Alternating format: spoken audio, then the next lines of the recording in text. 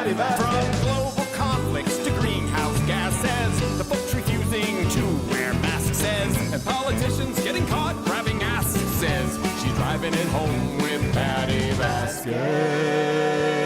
I'm so glad you're all here. You know, my guest co-host Ken Mejia-Beal could have filled in for me because I was going to get on this hospital ship that Jeff Landry apparently was sending from Alabama to Greenland to take care of the sick that were not being tended to. I don't know if you're familiar with Trump's posts on Truth Social where he definitely goes to post I'm definitely things that not. are true. So late Saturday night, he announced with an image of a hospital ship, the MSN. I can't remember the name. Mercy, actually, I think it's a Mercy ship. That it was going to be going to Greenland to provide medical care for people in Greenland who were not receiving it. Several problems with that. One, that particular ship, and actually both hospital ships for the military are both dry docked. The one in Alabama is not set to even be water ready until April. And also, Greenland has universal health care. Right. Right. So apparently there was a sailor who experienced some sort of medical emergency and Greenland handled it and Trump felt like this story I feel like is not being covered enough.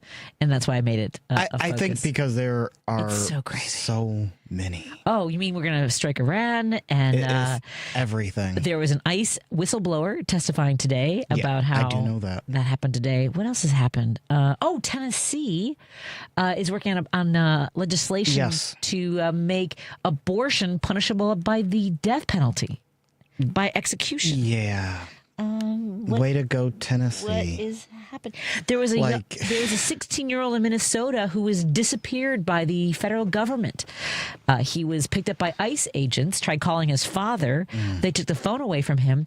They then shipped him to a Christian shelter in Michigan, and he has not been seen for months. And the attorneys for ICE said he either has to stay wherever he is until he's 18 or he gets adopted out. They labeled him as an unaccompanied minor, which basically makes him property of the United States. Yep. I'm just... That's a lot to unpack. What else would you like to know? What else has happened? I was listening to music earlier. This is not music to your ears, what you're saying, that my voice is not... I was turning the volume up, and my phone gave me the warning, you have listened to too many decibels, blah, blah, blah. Oh, yes, I get And those. I literally looked at my phone and I said, I've heard enough. I don't need to hear it. Are you looking at me the same way? No, but I have my final verdict. This is all crap. I've gotten to that point. I've heard it enough. I've seen it all. It's horrible. Yeah, this is it's horrible. And I'm convinced all of this news is meant to overwhelm us. Yes, and that's why I wanted to focus on Sebastian from Minneapolis, right? Yeah. Because we lose those stories. They're actually there are kids who are staying at a detention center in near San Antonio, about an hour outside of San Antonio, called Dilley. Do you know that there are 800 kids in this facility? They had gotten some... This is horrible. People don't realize this. There was one 2-month-old who was having respiratory distress. I do know that one. Yep, Yeah. and he was dumped. His family was dumped off in Texas on the other side of the border. There was actually now a new baby that was born in detention. There are kids who are there are two. We don't even know that. No one knows that 2 kids died last year from measles because there was an outbreak at the facility. These are concentration camps where they're not getting proper nutrition, they're not getting sunlight, they're not getting sanitary needs. And then because they were writing letters and drawing pictures of what their experiences were like, all of their art supplies were confiscated and destroyed. Anyway, so how was your weekend? It was a very quiet weekend for me, by the way. I'm not gonna. After all, I'm not sharing. No, I went out. I had the opportunity to go to one of my favorite neighborhood restaurants that's now has new ownership. I went to the Gale Street Inn here on the Northwest Side. It was lovely. I had brisket pierogi. That sounds exciting. It was very good. I love pierogi. So I go to Pierogi Fest every year. Oh, really? It's my jam. Tell me about Pierogi Fest. I've never been. Well, you're going to go this year. It's amazing. There's all kinds of pierogies, strawberry, taco, pizza. It's amazing. I love cultures that make food in a pocket. Me too. I mean, yes, everyone give should have me a pocket food. pierogi, give me a pot sticker, give me something I can just eat. Empanadas, please. Yeah, let's just do it. What are your favorite pocket foods, folks? 773-763-9278. What's your favorite pocket food? Pocket food. No, but this weekend I did go to the Family Guy pop-up in Westtown. I highly recommend it. Now, where is this? You said Westtown. 1601 West Grand. And if you are a Family Guy fan, it is everything that you want it to be. It's a lot of fun. And I like pop-ups. My favorite pop-up I've ever been to. I've been to two. One was at 90210, which was fine. That sounds like fun. Yeah. Okay. It was mostly like cutout boards of them. And it was obviously the soda shop. That Yeah. It was that. Max's, right? I don't know. No, the Peach Pit? Peach Pit! Yes. Peach Pit. Okay. I didn't know that. I watched that show sparingly. I'm a trivia buff. Random stuff. Well done. Thank you. For me, no, it was Stranger Things pop-up. Like after the first season. Yeah. Such a great pop-up. I enjoyed that tremendously. I actually just heard about it. The person I went with had also that was the only pop-up he had ever been to. So, yeah. Did they also think that was a good one? Did they think Family Guy was better? No, because he doesn't watch Family Guy. He was just there that would be me. Long for the ride. Yeah, I don't watch the Family Guy. I think everyone should. I know. You know what's funny is animated series, when I watch them. Oh, don't do this. No. Okay. No. I don't hate animated series. Okay. I'm just not like King of the Hill. I watched when it first came out for a little bit. Simpsons, like I would watch it when other people were. It's like musicals, right? Like musicals, like I'll see it, because everyone's talking about it, or it's on TV, or someone else loves it. And I'm like, oh, that was good. Right. And that's how I am about animated series. Like I don't go out of. I take it back. There was one that I watched every single episode of, and I could fall asleep to, which was Chicago Party Ant. That was a good one, and they canceled it. Oh my god! And they canceled it. Me too. Oh my god! The episode where they go to Roscoe's was one of my favorites. Such a great series. Yeah. And I did not know that the actress that does the Chicago Party Ant voice, she was on Superstore. And also Not Dead Yet. She plays the assistant manager on the kind of tough, sort of angry. That's Chicago Party Ant. I didn't know that. She's freaking amazing. I just learned something. I'm such a fangirl of hers. That's why I come here. She's like a punk singer now. She's like touring the world like in a band. How do I not know these Oh, things? she's amazing. I don't even know her name. Lauren something. It's Lauren something. But she's fantastic. I need to do better. I need to learn more. So we're talking about these things because we're distracting ourselves from the other things that we talked about earlier. But I do think, and this is something I put onto, I've been trying to stay off of social media, but... What? I'm fine. Me too. Yeah. Yes, totally. But something I said is, folks, you can't... I understand you have to pay attention, but you can't let it be your everything. Like your entire aura cannot be. You have to pace yourself. Doom and destruction. Yes. And I was getting to a place where every conversation and every thought and everything was just doom and destruction. Mm-hmm. And I thought I could get hit by a bus tomorrow. And why are people getting hit by buses all the time? Well, I mean, it could happen. I know what I'm saying. But do I really want to go out just miserable? Like you have to, as I say all the time, take room for the collateral beauty in the world. So I try to make room for some happiness. Yeah. No, I definitely make room for happiness. There's no doubt about it, because I, from a very young age, I think that we both come from a place of trauma. We both, we've trauma bonded. Yes. So from a very young age, here's what we've known. Life's not fair from a very way too young of an age. Yes. And I get other people, it's not a contest. Can I say that first of all? And the reason I think about this whole, it's not a contest of trauma and what we've been through, this, and I know we're talking about like, let's be distracted, not be doom and gloom, but this freaking event he had today for the Angel families, I am not going to diminish from the tragedies that these families have experienced. Of course. To frame it as if these people weren't here illegally, your family member would. Every instance of trauma, of catastrophe, of tragedy. If my brother wasn't in Lakeview that night, he wouldn't have ended up in a crawl space. Like, how many, with a white American male citizen of the United States? Where's my, like, do I get to ship off all the white? Why am I yelling at you? No, you're not yelling at me. You're yelling because you're passionate about that. And because people like us can see the hypocrisy in it. Yeah. And the implication is that only undocumented people are committing crimes, when in reality, undocumented people are committing less crimes. Yes. And when you showcase it like this, it is. What is the word I can use? That I can use on the air and still be invited back. It is. I have a button. I have ways of managing these things. It is shenanigans. Oh, okay. That's the best word I can think of. Yeah. It is unfair. It's manipulative. Manipulative is a good word. Yeah. It's yeah. Everyone can miss me with this bull crap about you just want undocumented people here to commit crimes. I hate when people say that. Well, not just that, but someone 2 weeks ago posted on my Facebook page that because they think that they see me as fighting for crime, right? That they hope that I am raped, that they hope that someone I love is kidnapped. So I wrote back, congratulations. I was raped by a white American male citizen, and my brother was kidnapped and murdered. I mean, but so like this is what I'm saying. But this is what people do out there. Then they threaten me with, "I'm going to call ICE on you because your last name is Vasquez." Right? I get this every friggin' day. Sorry.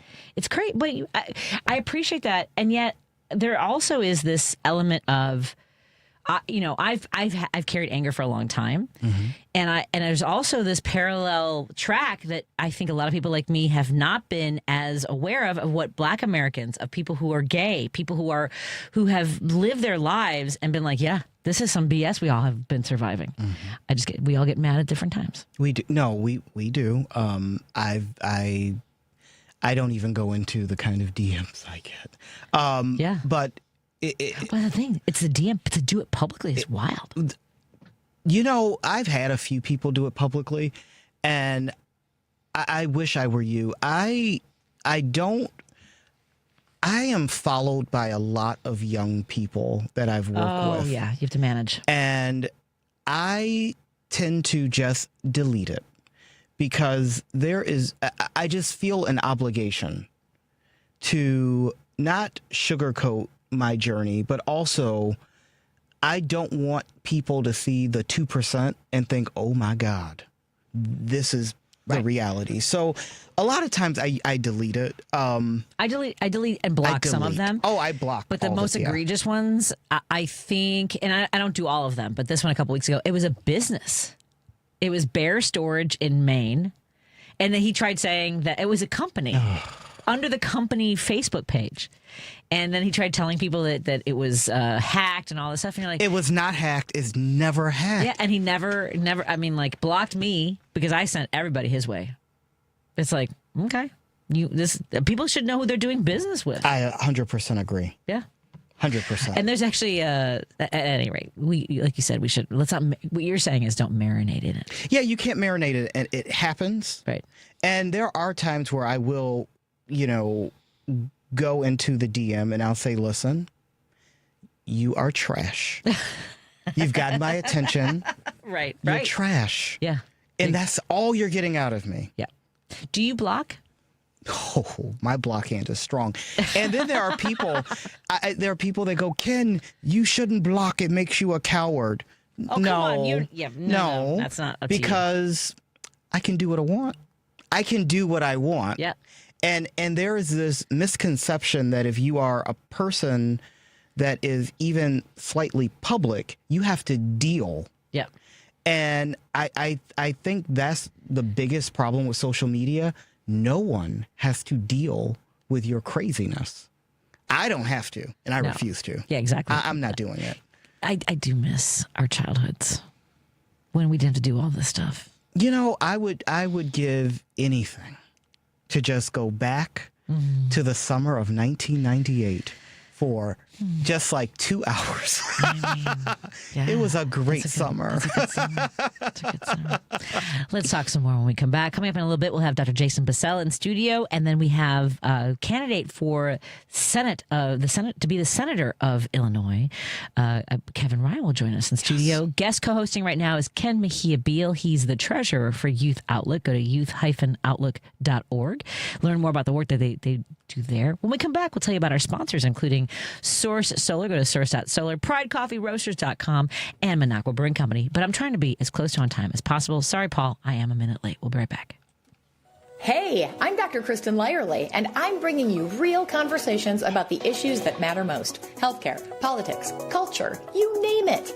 Every week, I sit down with newsmakers and friends, and we break down what's happening and what it means for you. It's smart, it's fun, and it's unapologetically progressive. So join me on Saturday at 5 p.m. right here on WCPT, Chicago's Progressive Talk. The Dr. Kristen Lyerly Show. Let's do this. King County deserves leadership that understands our community because it's been a part of who I am. I have spent more than 2 decades serving King County, rising through the ranks of the sheriff's office to become undersheriff. From day one, I've worked to protect our neighborhoods while treating people with dignity, fairness, and respect. I know that real public safety is about more than responding to calls. It's about building trust. I believe public safety works best when law enforcement and the community work together through transparency, accountability, and the responsible use of resources. As Sheriff of King County, I will focus on strengthening community partnerships, supporting mental health collaboration, and ensuring the Sheriff's Office is prepared to meet today's challenges while planning responsibly for tomorrow's needs. This election, choose leadership you can trust. Vote Amy Johnson for King County Sheriff, moving public safety forward. Paid for by friends of Amy Johnson.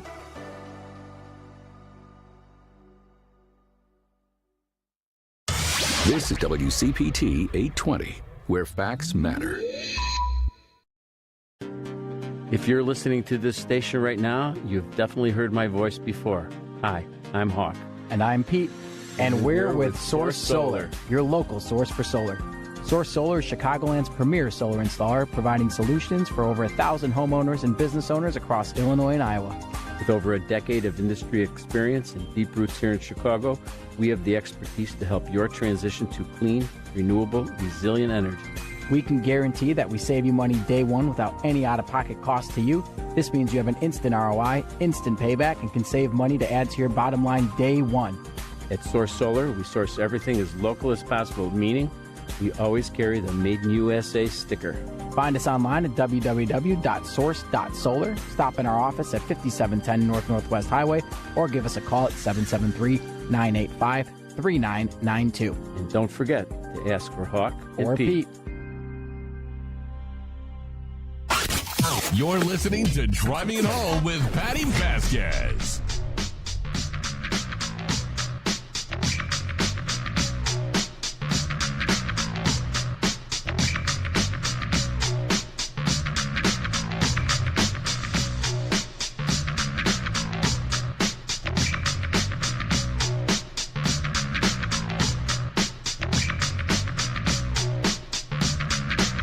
Thank you so much for joining us as we continue our drive home. Joining me in studio is guest co-host Ken Mejia-Beal, and we're going to have a conversation with our friend Harold in just a moment. I want to thank everyone for making Minocqua Brewing Company one of the hottest selling craft beers at liquor stores throughout the area, and welcome to our growing family of supporters like Foremost Liquors on Algonquin Road in Arlington Heights, DeKalb Liquors on Lincoln Highway in DeKalb, Frontier Liquors on Irving Park Road in Itasca, Forza Meats in Glenview on Glenview Road, and Rogers Park Social on Glenwood in Chicago. For a full list of Illinois locations, please check out the Facebook post pinned at the top of the Patti Vasquez Show page or visit MinocquaBrewingCompany.com.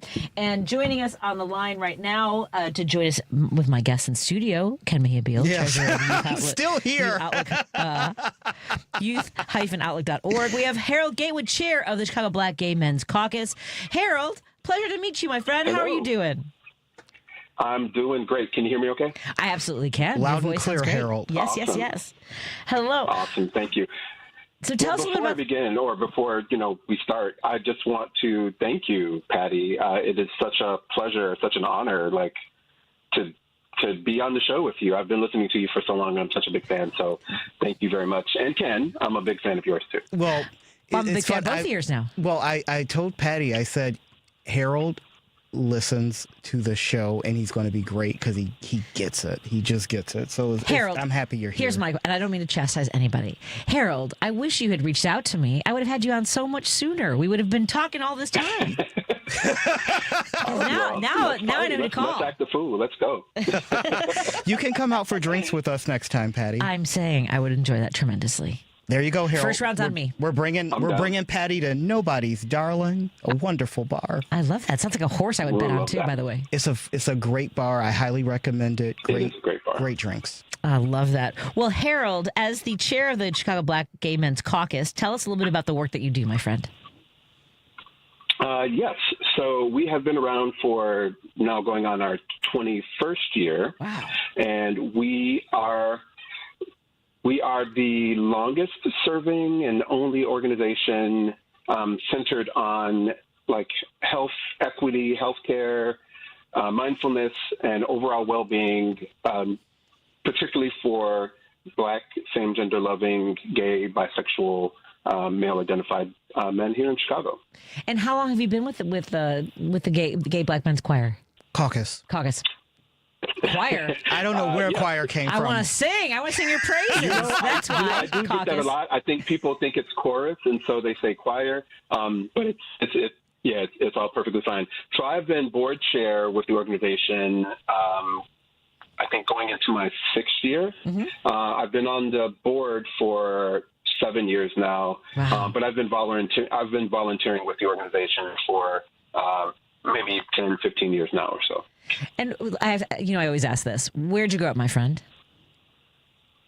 So I am originally from the west side of Chicago in Austin, and then grew up in Bolingbrook. Okay. I graduated from Romaville High School way back in the day. All right. Way back in the day. That's his way of saying, I'm not telling you my age, Patty. No. Please. Class of 89 from Lane Tech. I'm a 90s guy. I'm a 90s kid. Yeah. There we go. So I have to imagine that being a part of an organization like this, because we're not, I'm a little bit older than you, but there weren't a lot of places for people who could gather, right? I mean, this seems like a wonderful network of support, of advocacy. Tell us a little bit about what this means to folks in the community. Yes.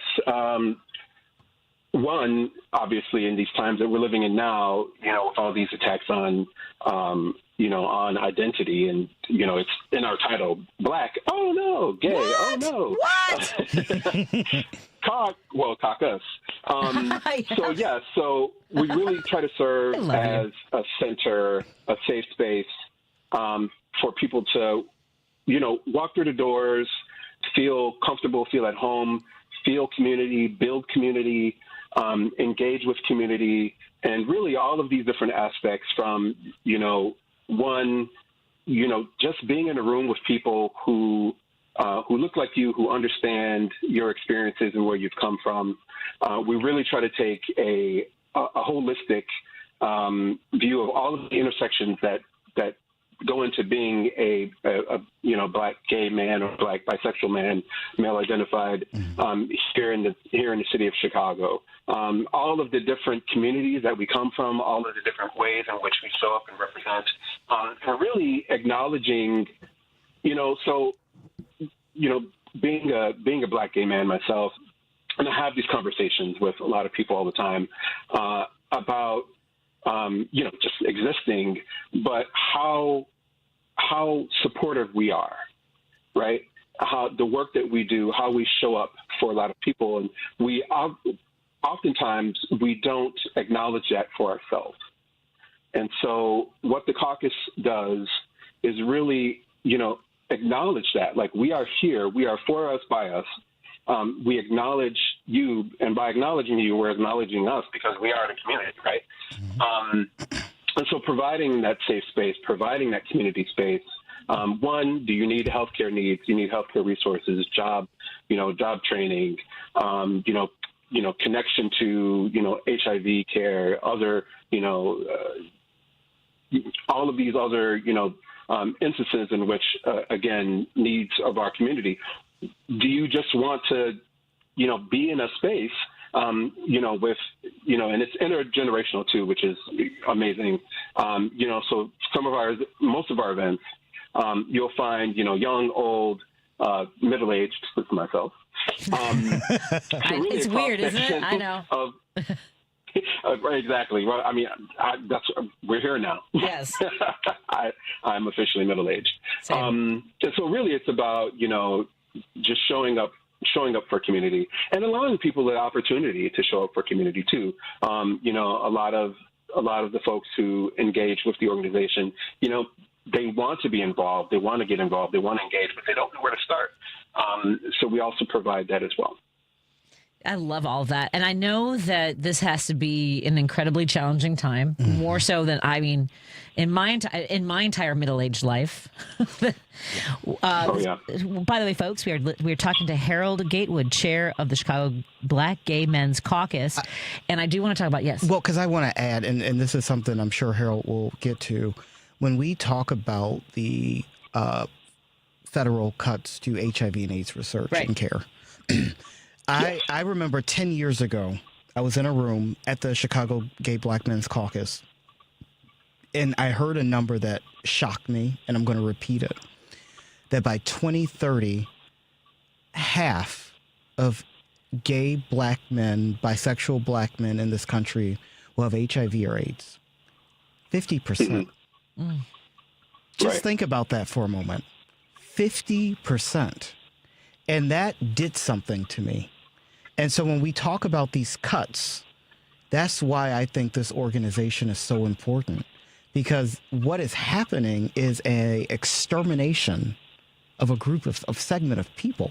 And now I'll let Harold take it away because he's the guest, but it really does. It hurts my soul. Yeah, I agree. Go ahead, Harold. Mm-hmm. Oh, yeah. And it's definitely, an attack on all of our communities when you're taking away resources. And when I say that, like, one, we're all taxpayers. This is our money. Let's be clear about that. Yeah. This is our money that we are sending to the federal government to develop these programs. And these programs, were hard fought for. These are not just giveaways. This is not just, okay, like, we're going to give you this gift. No, this money, these programs, they were fought for. They were researched. They were, scientifically researched, well-intentioned. And there was a lot of opportunity to grow these programs, to grow the funding, to do more. So to cut back now is just, it's inhumane. It's an attack on all of us. And, well, I was going to say a second point, but I forgot it. Middle age now. Well, it happens to the best of us. Well, to your point, it's a reminder of how many organizations, how many people who have worked tirelessly for years, for decades, to make sure that what has happened in the past does not revisit us, and to see the disregard for humanity is a chilling effect, and can be catastrophic. And that was actually going to be my second point that I kind of passed over real quick there, but. So there's this, I want to say, so we know that, there's been a decline or stabilization in the number of new HIV cases, right, over the past several years. But I think what a lot of people don't realize is that over the past couple of years coming out of COVID, we've seen increases in the number of new cases. And so, when we think about the communities that are most impacted by that, we know Black gay men, or Black same-gender loving men. We know, Black and brown trans women. We know Black women. We know Latino same-gender loving men. So all of these different communities are impacted by that. And if we see numbers are growing, how are you going to cut funding? Yeah. All right. It doesn't make any sense. It's horrific. It really is. Harold, now will you make me another promise? Well, I didn't make you promise the first thing, except for possibly going out for drinks sometime. We're doing it. But also, you can come in. I would love to have you come in studio sometime and talk about the work that you do.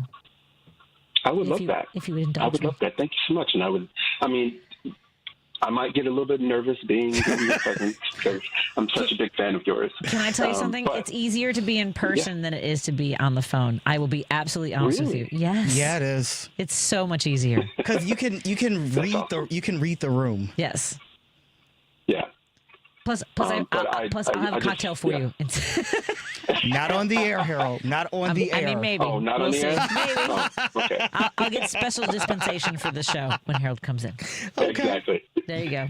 Harold, where can folks learn more about the work that you do and how they can get involved? Yes, definitely. You can find us at ChicagoBlackGayMen'sCaucus.org. Although, again, the focus of our organization is Black, bisexual, same-gender-loving men here in Chicago, we accept allyship. We accept donations. I will take your money. Feel free to go to our website, donate, go to our social medias. We're on all of them. We're on Facebook. We're on Instagram, and the other ones that exist for the kids out there. Those are the only two that I'm kind of aware of myself. Yeah. But yes, please feel free. Follow us. Follow our programs, follow our activities. We have it's called Spring Fling. It's our big fundraising brunch. Happens at the beginning of June, first Sunday of June. You are all invited, and I will definitely be in touch, and please come out and support. Outstanding. Again, that's ChicagoBlackGayMen'sCaucus.org. It's been a pleasure talking to you, Harold Gatewood, chair of the Chicago Black Gay Men's Caucus. Have a wonderful evening, my friend. Talk to you later, Harold. We'll talk to you soon. You too. Such an honor. Thank you, Patty. Thank you, Ken. Right back at you. First round's on me. Let's take a break here. Thank you. When we come back, we'll talk to Dr. Jason Bussell from Chicago Community Acupuncture. And coming up at 6, we'll have Kevin Ryan, who is running to be the next senator of Illinois. More in a moment on WCPT 820 Heartland Signal and KKNW 1150. Hi, Seattle. We love you. You're listening to WCPT 820. Here's the latest Chicago weather update. I'm meteorologist Ray Miller from the Weatherology Weather Center. Cloudy skies tonight with a low temperature around 20 and winds out of the northwest at 5 to 10 miles an hour. Tuesday, we'll see a couple of snow showers with a high temperature of 42 degrees and southwest winds up to 40 miles an hour. Wednesday, sunny with a high temperature of 35 degrees. Thursday, a little bit of light snow with a high temperature of 36. Friday, sunny with a high temperature around 49. That's the latest Chicago weather update. Right now, it's 26. This is Chicago's Progressive Talk, 820 AM, WCPT Willow Springs, and online at WCPT820.com, where facts matter. Joan Esposito, live, local, and progressive. What we do here at WCPT is more important than ever. And in addition to telling you about the latest outrage, I hope we all also offer you hope. You're not alone. We're all in this together. We are all resisting together. We are all going to work for the causes that are near and dear to our hearts. Joan Esposito, weekday afternoons 2 to 5 on WCPT 820. Hey, Clerk Elise, you got a guy who can fix my lamp. I do. At the Township of Lyons Repair Cafe, neighbors help neighbors repair all sorts of things from lamps to vacuums. Little acts of mutual support that make a big difference. Hey, Clerk Elise, you got a guy who can notarize documents? The Township of Lyons has lots of notaries on staff ready to help. Hey, Clerk Elise, you got a guy? At the Township of Lyons, we are your guys. Whatever you need, we work to bring more resources right to you. Check out the Township of Lyons online, Lyons with a Y, LyonsTownshipIL.gov. You're listening to WCPT 820 because facts matter. If you're listening to this station right now, you've definitely heard my voice before. Hi, I'm Hawk. And I'm Pete. And we're with Source Solar, your local source for solar. Source Solar is Chicagoland's premier solar installer, providing solutions for over 1,000 homeowners and business owners across Illinois and Iowa. With over a decade of industry experience and deep roots here in Chicago, we have the expertise to help your transition to clean, renewable, resilient energy. We can guarantee that we save you money day one without any out-of-pocket cost to you. This means you have an instant ROI, instant payback, and can save money to add to your bottom line day one. At Source Solar, we source everything as local as possible, meaning we always carry the Made in USA sticker. Find us online at www.source.solar. Stop in our office at 5710 North Northwest Highway or give us a call at 773-985-3992. And don't forget to ask for Hawk or Pete. Welcome back to Driving It Home with Patti Vasquez. Thank you so much for joining us as we continue to drive it home. Joining me in the studio is guest co-host Ken Mejia-Beal. He's the treasurer for Youth Outlook. Yeah. Go to youth-outlook.org and learn more about the work that they do. He's also recently been elected to the Midwest. Tell me the rest of it because I don't have that. I thought I was going to say you almost got it. I am Victory Fund. Victory Fund's Midwest chair. Yeah. See, you don't even know. So, it's a lot of words. Well, I also tripped you up. I made you think about your own title because I cause chaos wherever I go. Fortunately, I have somebody in studio who can take care of both of us with a way to alleviate stress and pain in our body, help us focus. Dr. Jason Bussell from Chicago Community Acupuncture joins us, chicomaku.com. That's over by here at Milwaukee and Devon by the Super Dog. How you doing, Jace? I'm doing well. Jace, that was weird. Jason, hi, Jason. Hey, Doc. I usually call you Doc. How you doing? Well, how you doing, Patty? I am fine. Just fine. Glad to hear that. Okay, can I ask you a question? I mean, folks come in for a lot of different reasons, and I promise we'll talk about something you want to talk about as well. Okay. But I also want to talk about these changes in weather because I notice how much it affects my allergies. Like when it warms up, like I cannot stop sneezing. Is there a way to address that with acupuncture? Like the changes our bodies go through as the seasons change? Yes, and that is one of the reasons why people should get acupuncture. In Chinese medicine, we view most symptoms as our body asking us to change something. And it's usually something along the lines of diet, lifestyle, or attitudes. So if something's out of balance, it's going to give you symptoms, and then you come in and we try and figure out what that's coming from. We remediate the symptom, but we also teach you what you need to change so you don't need to keep coming back. So if somebody is living completely imbalanced, they're meditating, they're eating everything perfectly, they're getting enough sleep, they're getting the right amount of exercise, they should still get acupuncture 4 times a year around the change of seasons. Oh. Because that is a dangerous time. I tripped right into that. Okay, go ahead. Because that is a time that we are vulnerable. Yes. It's a change, and we can get sick with that. Chinese medicine looks at what happens inside the body in terms of what we see happening outside the body. So there are a lot of natural analogies here. So if you've got a red flushed face, we think that's a heat sign. If you've got poor circulation, that's a cold sign. Changes in temperature make wind, and wind gets into us, and it can carry in cold, it can carry in heat, it can carry in dampness, and we view most symptoms, most illnesses as a wind invasion. Not to be confused with wind in the colon. Nobody get down a little, bathroom humor with us. I love that you took us there. We're here for it. But wind is an unseen airborne pathogen, basically. So it gets into us, and acupuncture can help strengthen the body's immune system so that it can help ward that off. And then if it does get into us, we have a fantastic herbal formula called Gan Mao Ling that you get it while it's in the first stage. 90% of the time, it seems to knock it out from progressing to a sinus infection, a respiratory infection, a flu, or a strep throat. And if it does progress, then we've got herbs and acupuncture that can help in any of those other presentations. Have you ever tried acupuncture, Ken? No. I think you should. I need to, though. I think you would appreciate honestly, it. I went in with shoulder pain, and he did something with my left, like it was my left shoulder, and he did something with my ankle, and like it went all the way up and relieved the pain in my shoulder. It was crazy. I was like, what magic is this? Well, what do you say to people like myself who are a little afraid? Because we are afraid. Yes, and I hear you, but it's not. It's so. And that's a great question, and one that I deal with almost every day. I don't blame people for being averse to needles. Yeah. Every needle you've ever felt was a big one that hurt. It'd be like if every time you saw a dog, it bit you, you'd say, I don't like dogs. Dogs hurt. Yep. Our dogs don't bite. Our needles are so much thinner than what you've gotten a shot with. I wish we didn't call them needles because people have that automatic association with them. You can actually fit 14 of our needles inside the shaft of a standard injection needle. 14. Wow. That's 14. a lot. Yeah. It's like a mosquito. Yeah. My wife has had that when she would lecture. She's also an acupuncturist, and she would hold up this injection needle with 14 of our needles sticking out of the top of it, like a bouquet or like a fountain.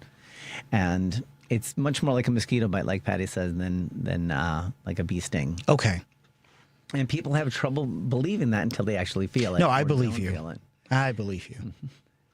That is, it really does not hurt at all. Okay. Declan's had it done as well, and I highly recommend Chicago Community Acupuncture, which I know that you have. Are you open? You're not open 7 days a week. We are open 7 days You a are week. open 7 days. Oh, you are again? Yes. I love it. Business is picking up. Yeah, no, I've got two providers wanted to join our team here. So now we're 3 evenings. We've got late hours Monday, Tuesday, and Thursday, and we've got Saturdays and Sundays covered. So we're trying to make this as accessible as possible.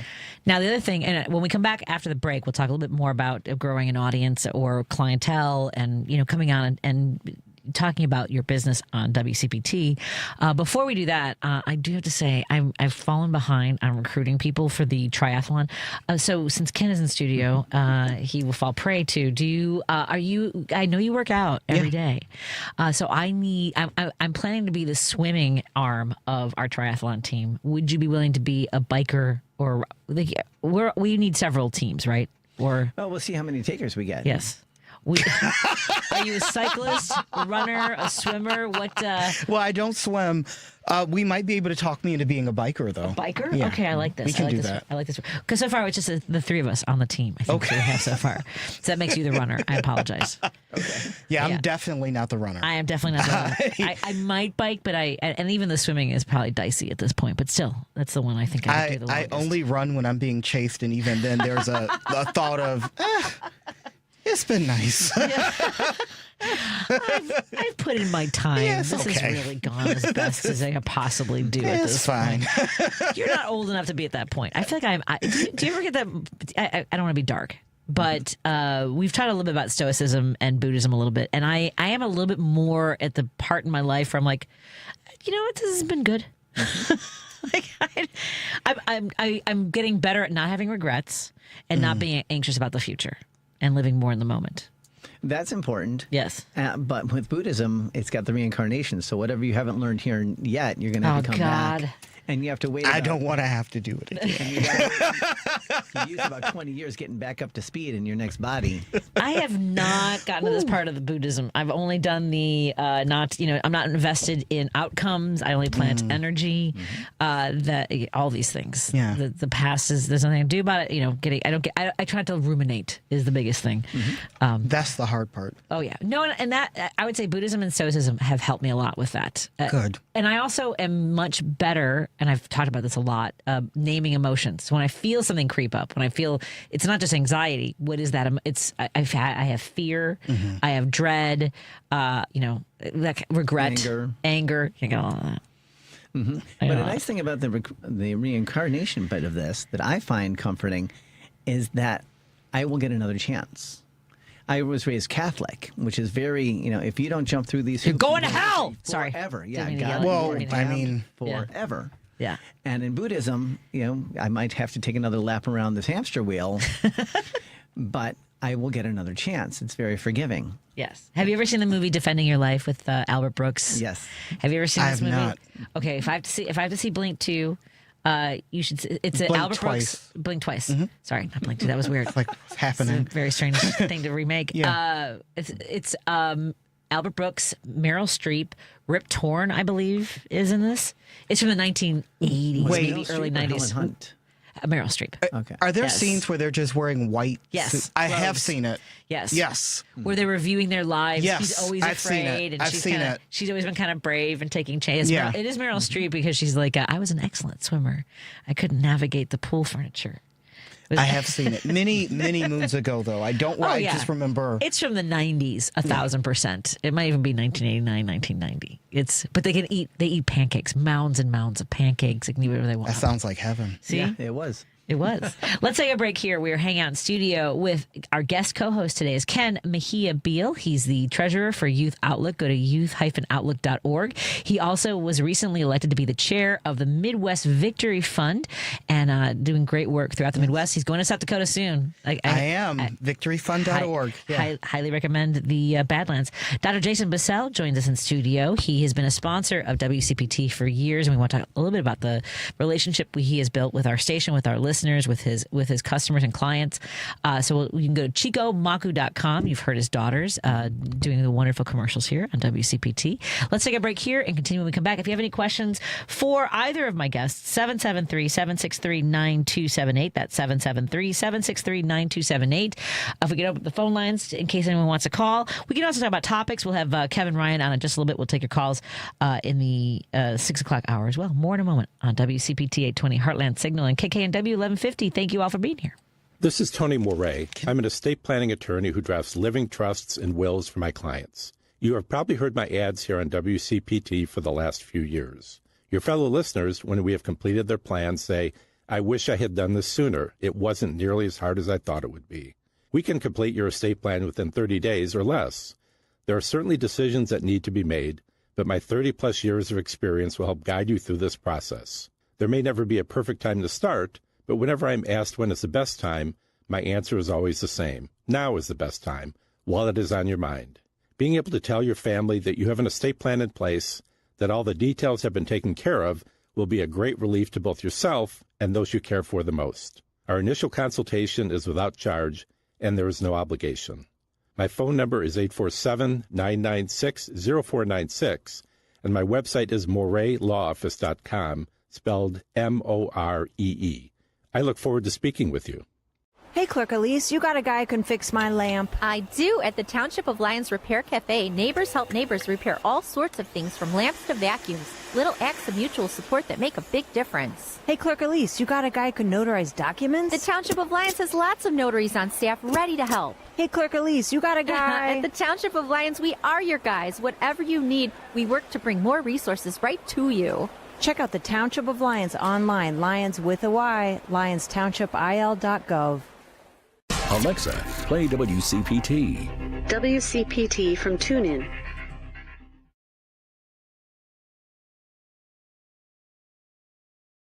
Driving it home with Patti Vasquez.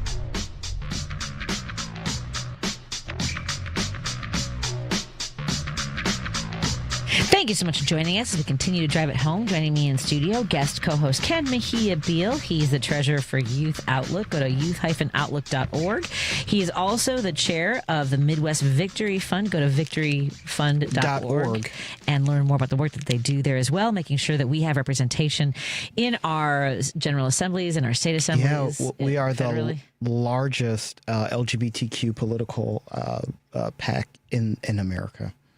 Wow. Excellent. Yeah. We just gave an award to President Biden in December, and it made national news. It was great for him to come out and he's done a lot of positive for the LGBTQ plus community over the course of his career. Excellent. Cool. Excellent. And Dr. Jason Bussell, the founder, the owner of Chicago Community Acupuncture over by here on Milwaukee Avenue near Devon. How long have you been at that location, by the way? We opened there in 2019. And how long have you had a relationship with WCPT? Oh, I've had our relationship since, I think, 2006. Really? Yes. So long before you even had your location here.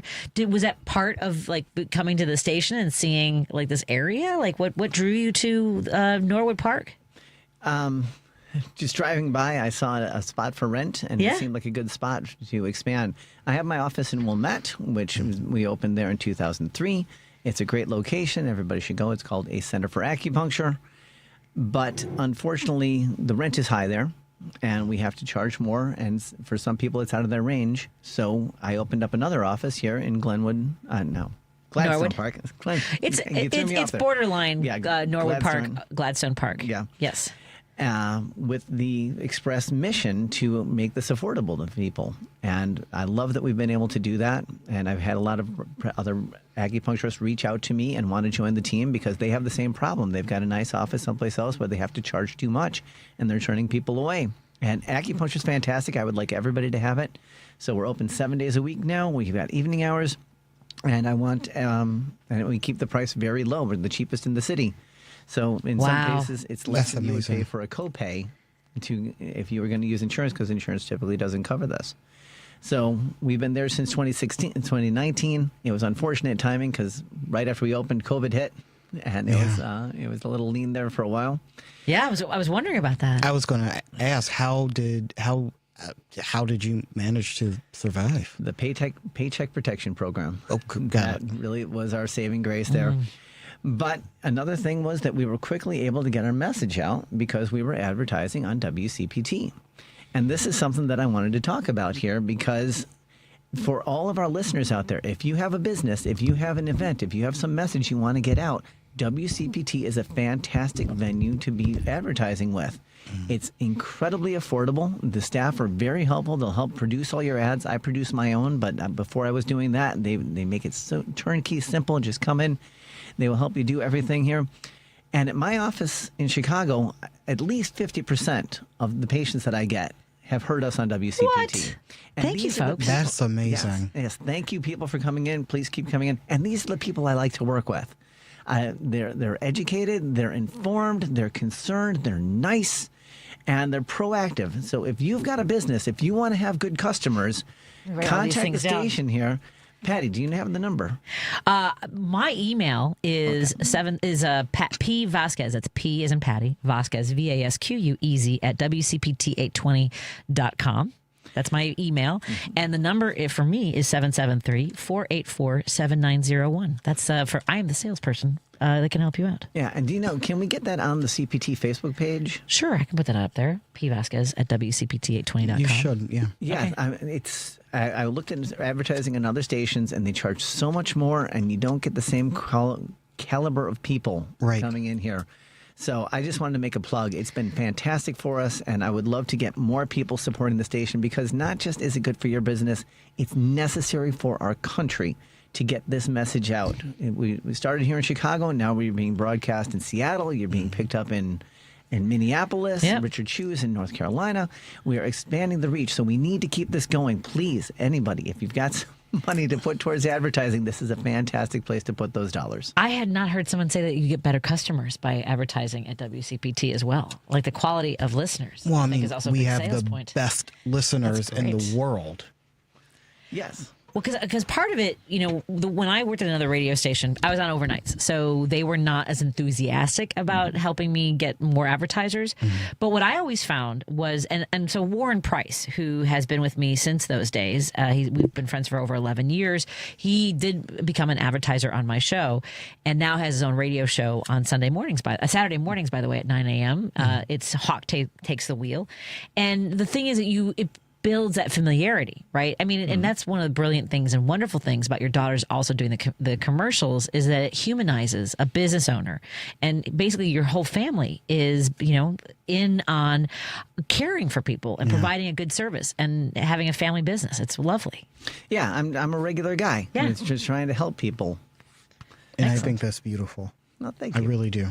I love that. Yeah, well, thank you so much for that because, I'm not great at I'm supposed to be doing more sales calls and things like that. So you may have to walk me through the best way to pitch WCPT because I usually I try emails, but I think phone calls. Do you think what do you think works with folks to ask them? I'm a millennial. Don't ask me. Don't call you. Don't call text. me. I first heard about it on the station itself. They were advertising, if you want to advertise, call this number. Okay. And that's how I got started. All right, then. 773-484-7901. It's not this phone, just so you know.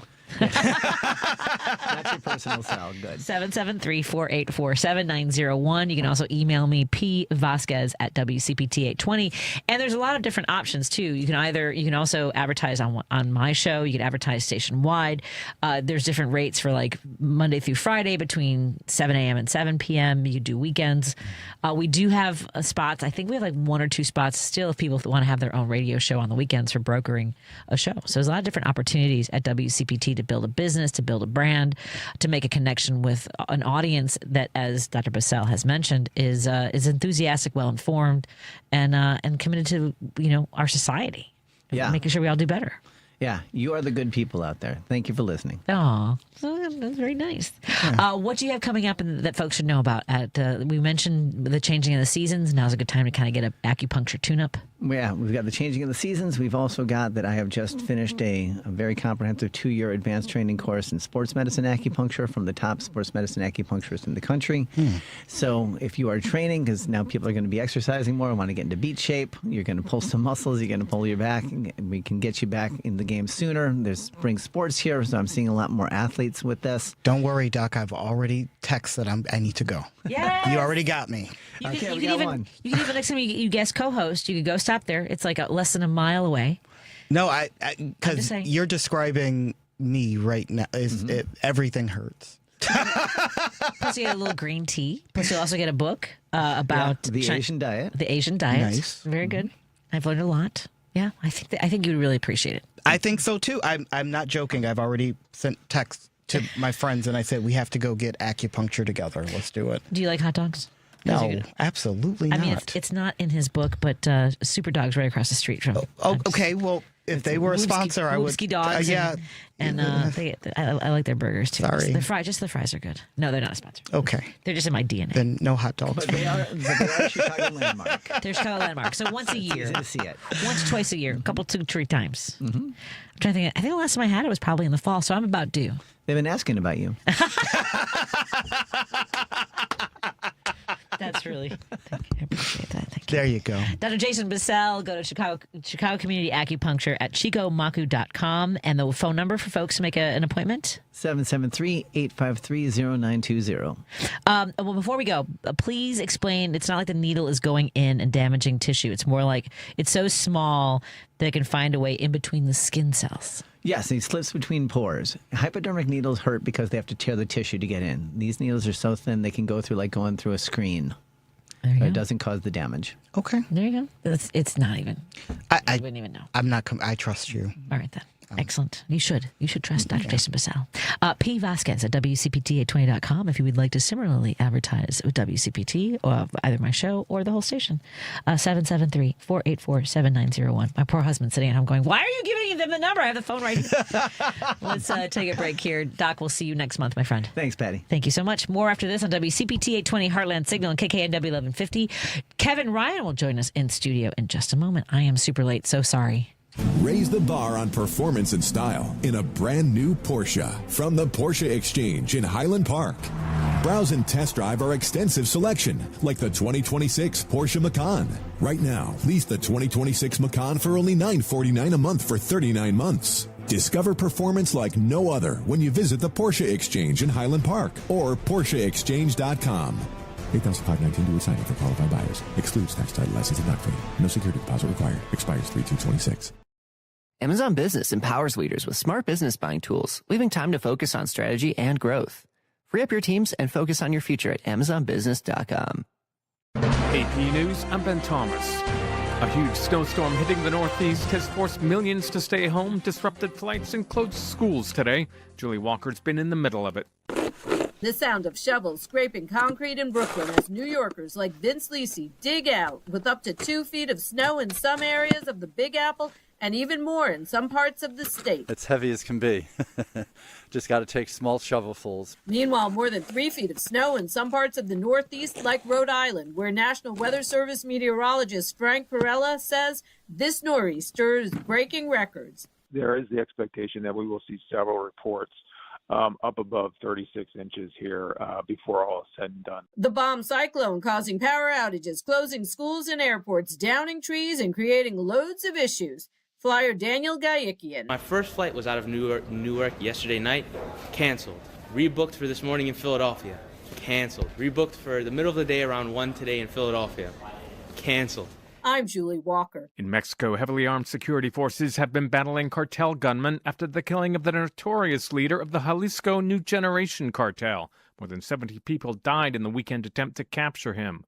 Meanwhile, Ed Donahue reports there were gunshots at the northern border over the weekend. The FBI is investigating a border shooting near Canada.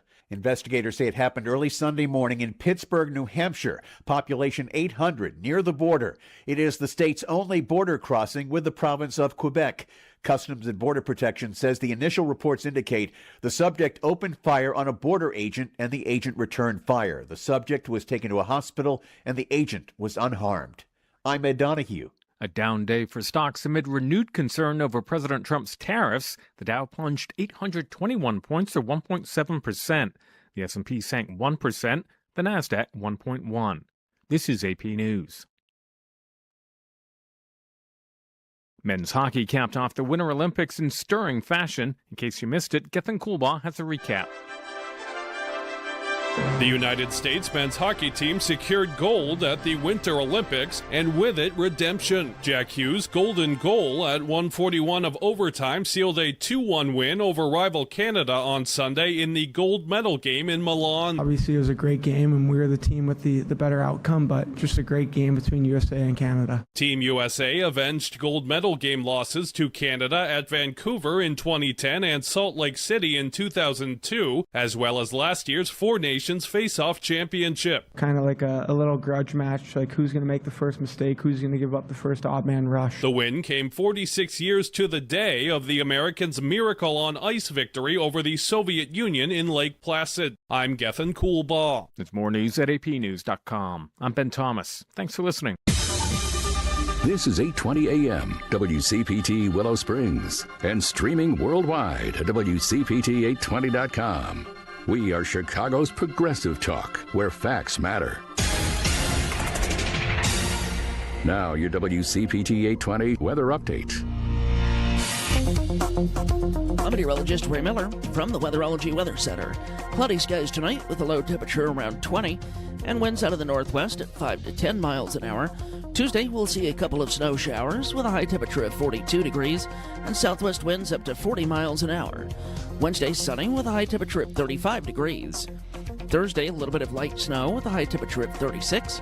Friday, sunny with a high temperature around 49. That's the latest Chicago weather update. Right now, it's 25. Teachers are dynamic leaders, shaping a new generation. They bring a variety of perspectives from diverse backgrounds, innovating how they teach to prepare students for our fast-changing world. Achieving this takes skill and expertise. They're tireless explorers, creatively discovering a universe of solutions, telling stories, experimenting, inspiring, mentoring, connecting cultures, and connecting with each other. Leading by example. Experience the unique joy of helping students thrive. Teaching is a journey that shapes lives. Are you ready to begin? Explore teaching at teach.org, a campaign supported by the U.S. Department of Education, teach.org, and 1 million teachers of color. Chicago's progressive talk, WCPT 820, where facts matter.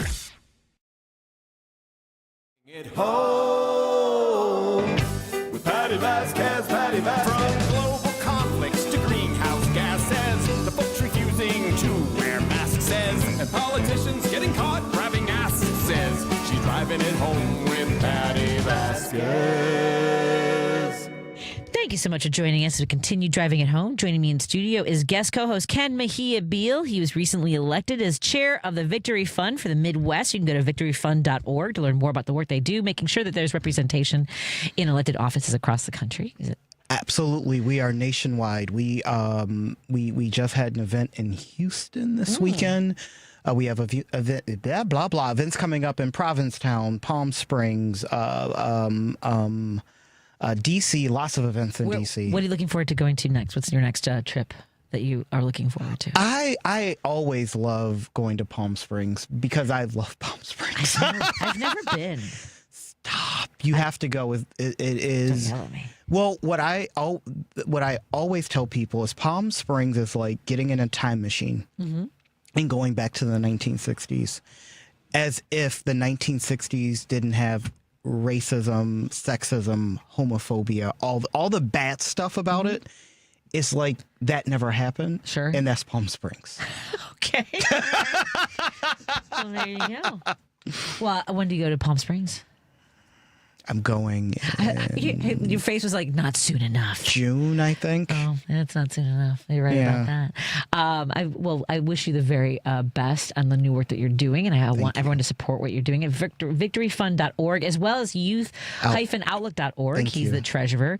Before we get to our guest in studio, I want to remind I'm excited to meet. I know. He's here in studio. It's so funny because I watch his videos. I'm like, hey, he's coming in studio. I also want to thank our sponsors. Thank you to Minocqua Brewing Company. You can go to minocquabrewingcompany.org and learn more about .com. minocquabrewingcompany.com. I have a new piece today that I wrote called Concentration Camps Don't Trend. We can talk about that a little bit later. At any rate, there are over 800 kids in one facility alone in a spot called Dilley in Texas. Maybe we'll talk about that later, but that piece is available at minocquabrewingcompany.com on their Substack. We want to thank everyone for contributing to our Kickstarter. We are launching a marketplace. Well, we already have one, but now we're trying to expand to compete with Amazon or Mamazon. I don't know what that is, but we want to give people an opportunity to put their money where their values are. So continue to support the work that we're doing and go to minocquabrewingcompany.com. And I'll tell you more about locations in the Chicagoland area where you can pick up some brews. I also want to thank our friends at Source Solar. Go to source.solar, make an appointment with Peter Sorellis. Maybe it's time to get solar panels on your house or business. Spring is right around the corner, so now is the time to get the ball rolling. That's source.solar. There are some business incentives that are running out soon, so please make sure that you don't miss out on those if you own a business. We also want to thank our friends at Pride Coffee Roasters. That's pridecoffeeroasters.com. I wrote a little piece for them because I've been I've been winging it for a long time, so here we go. So I do want to tell you about Pride Coffee Roasters. It's just one of these stories that I love. Back in 2017, they bought some green coffee beans just to give it a try as a hobby, something to make a better cup of coffee at home. And then they realized, wait, we're actually good at this. So they started sharing with friends and family, and here we are, a small batch roaster doing it the right way. Let me tell you about the Nicaragua roast. By the way, I bought Mexico. I bought Lady B Rwanda. Oh, it's all good stuff. But Nicaragua is washed and sun-dried, and the flavor is buttery caramelized sugars and cocoa nibs. I'm going to say that again. Say it. I'm going to say buttery caramelized sugar and cocoa nibs. Yum. It's so good. That's not coffee. It's love letter in a mug.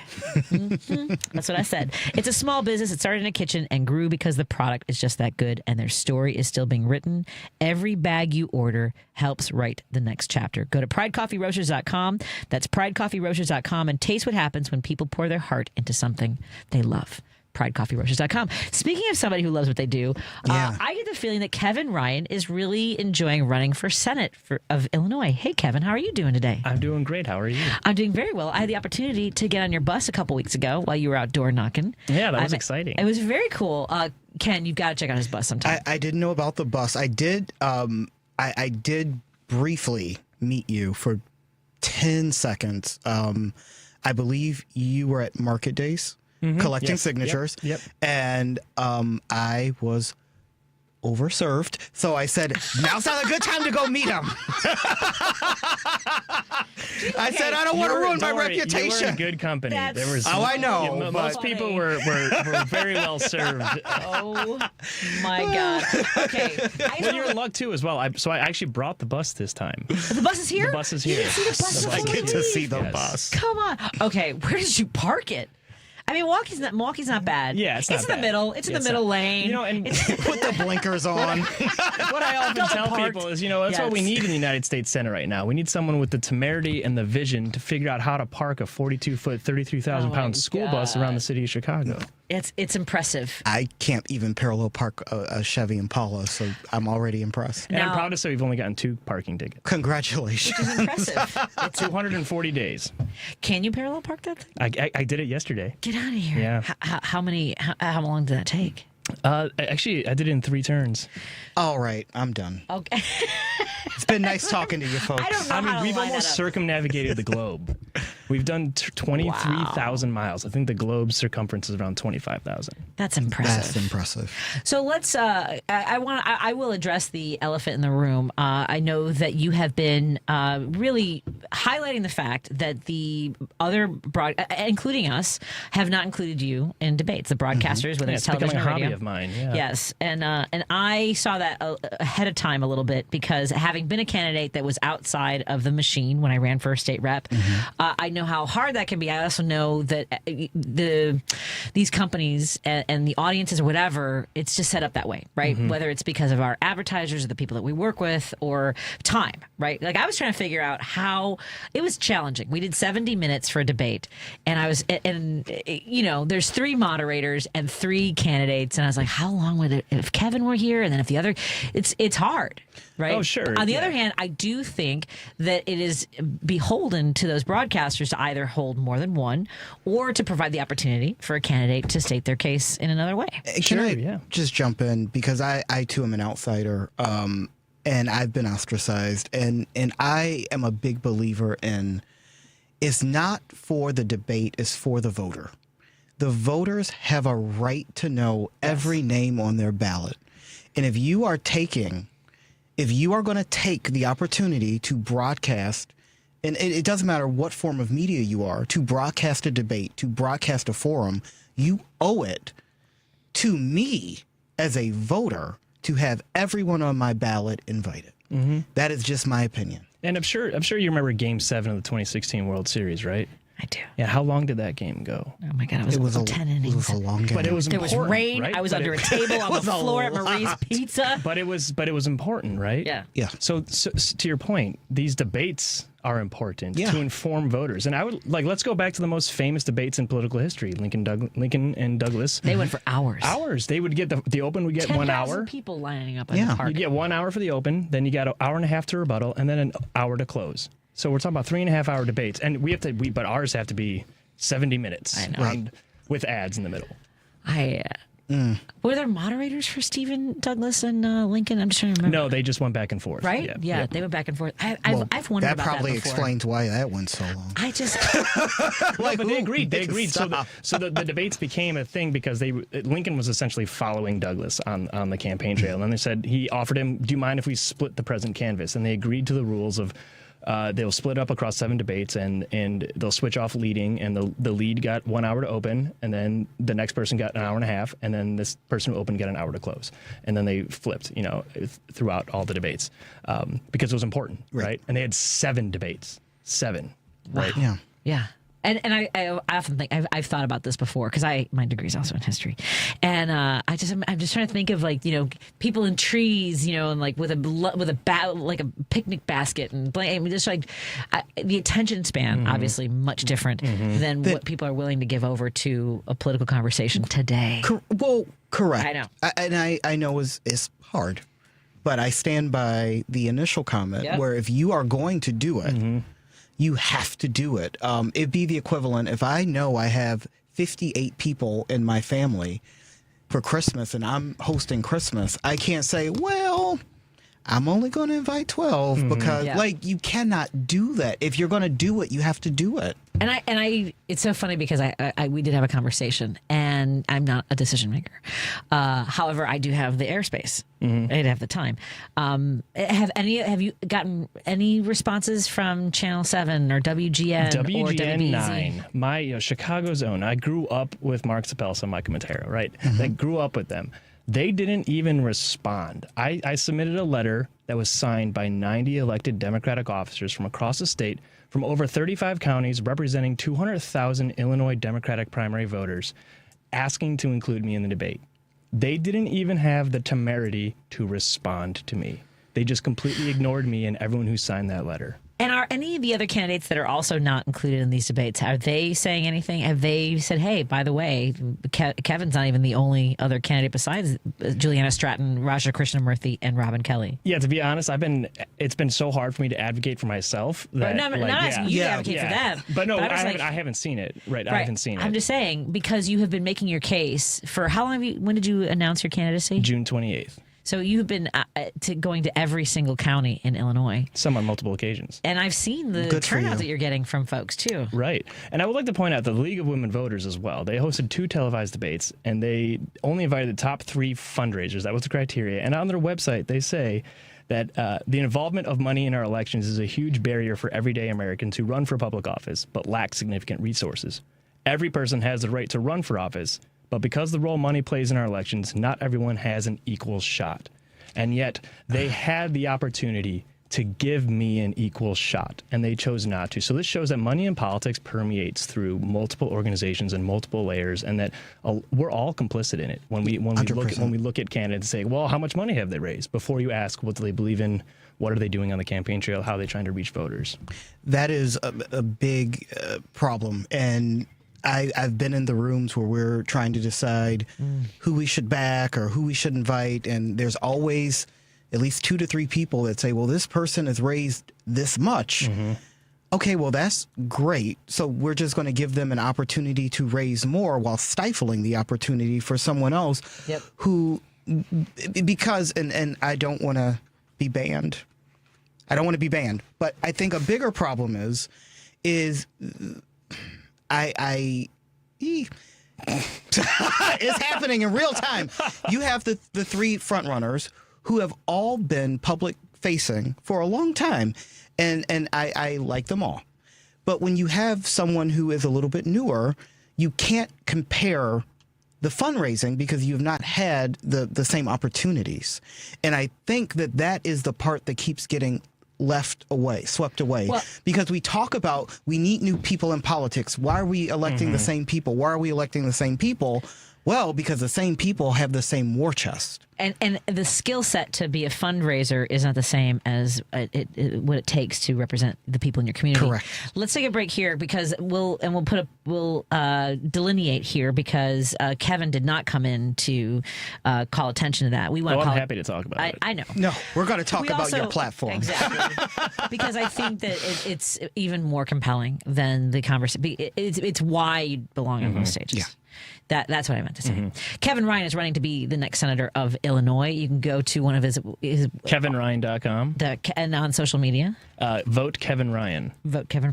I tried tagging you in a post. Someone was saying, basically vote for one of the candidates because nobody else has a shot against one of the other candidates. And I was like, what about I wanted to tag you and then I couldn't, and I'm mad at myself. I'll go back and I'll find the conversation. Well, I recently changed it. It was Kev Ryan for IL, but I wanted to put an action verb into it now that we're in voting season. Yeah. Well, I also think that you and so many other candidates like you are you exemplify why we need fair vote, why we need ranked choice voting. 1,000%. Yeah, that's I really think is important, but it's not going to happen now. So let's find out about your platform when we come back.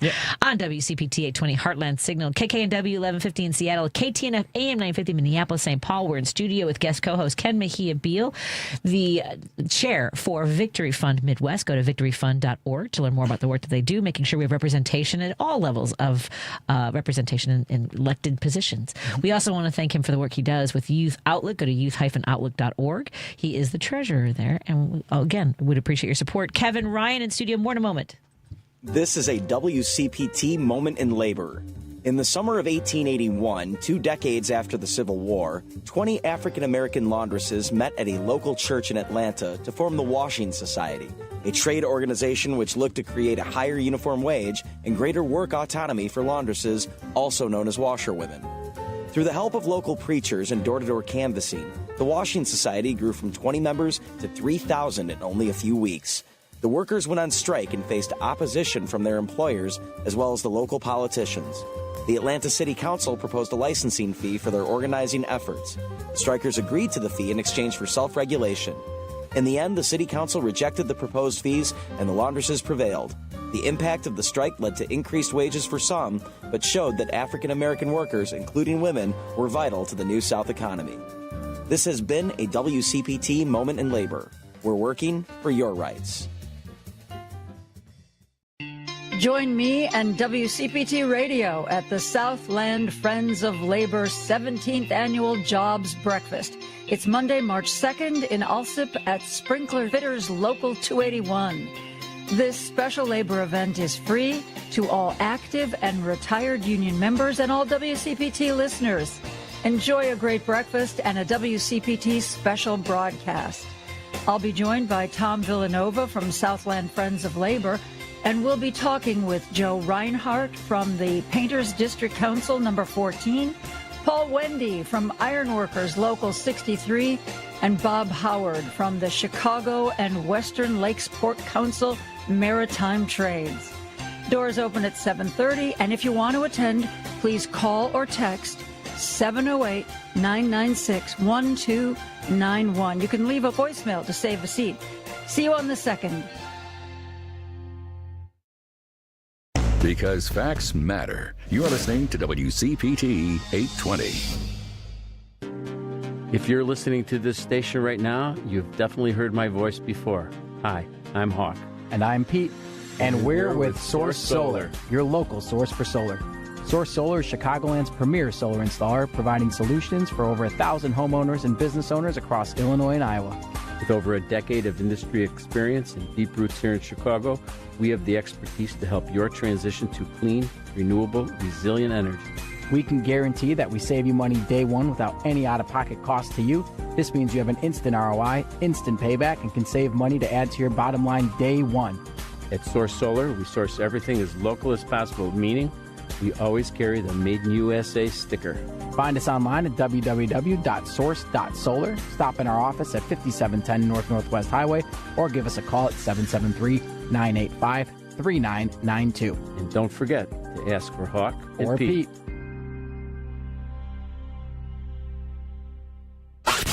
You're listening to Driving It Home with Patti Vasquez. Thank you so much for joining us as we continue our conversation. Joining me in studio is guest co-host Ken Mejia-Beal, again, recently elected to be the chair of Victory Fund Midwest. You can go to victoryfund.org and support the work they do, making sure that we have representation at every level of government. Yeah. We also want to thank our friend Kevin Ryan, who's running to be the next senator of Illinois, for taking on the challenge of putting himself in a really challenging situation when there's powers that be, there's the machine, there's all kinds of powerful people that want certain candidates to continue their line of their vision of how government should be. Remind folks, where'd you grow up, my friend? So I grew up, I was first born in Mount Greenwood and then grew up in Orland Park and went to school at Marist High School, and then I attended the University of Illinois down in Urbana-Champaign. I know we've talked about this before. Which dorm did you live in? Taft Van Dorn. Oh, so that's a six-pack. It's on the edge of the six-pack. It's not one of the big ones, so okay, it's gotcha. kind of like tagged in there. I was a lifeguard at IMPI the whole time I was there. I'm sorry, the intramural physical education building. That would be IMPI. Okay. Yeah, but a TBD shout out to anyone who lived in that building. It's still standing. It still does not have AC. Oh my God. By the way, neither did Allen Hall. Allen Hall did not have. I lived. So Allen Hall was it was a weird mix of engineering dorks and hippies. Boy! Like it was like we had a ceramics studio in the building, and people would make their own bongs. Like I was just going to say, I can smell it from here. It was great. At any rate, and you also your degree is in history. Yes, and secondary education. And we'll talk about that sometime off the air. Was Mark Leff still there when you? Vernon Burton. He was. He just passed away. Maybe. Yeah. I'm much older. That's all I'm saying. So when you were at the University of Illinois, were you as kind of politically minded? Were you engaged in what was going on nationally, internationally? Not really. I was more focused on just history and becoming a teacher, and learning the pedagogy and the skills necessary before jumping into the deep end of what is public education. And being a teacher, like that also exposes you to sort of the dynamics of who decides how our kids are educated, because that has been at the core of a lot of the GOP's platform. Yes. Is what books they can read, what our kids are being indoctrinated by communists and things like that. Yeah, it's funny. As a teacher, when I started teaching, I student taught at Danville High School, and then I started teaching in Chicago Public Schools, and I always consider myself being non-political. As a teacher, it's important to be apolitical and to let students decide for themselves. But then I realized that by the stuff that I was offering them, by having I had my own personal library in the classroom with a wide variety of selections, that in itself was actually kind of political, because I wasn't restricting things, right? I wasn't banning books or removing access. Like I had the Communist Manifesto in my classroom, right next to the Bible and the Torah and the Holy Quran, and all of these books. And I guess to me that was non-political, but I think people today would say that could be considered political. That very political. That it's liberal, right? To have all these open-minded resources available. I am constantly. This is what I think a progressive, my vision of what a progressive is somebody who can take in new information and go, I didn't know that, and then base their opinion on that. Mm-hmm. Yes. Or base their world understanding on that. As somebody with a history degree, I am constantly learning things. My son just did, when he was in, I think he was in 8th grade, so he's 22 now, so about 10 years ago, he was in a history fair.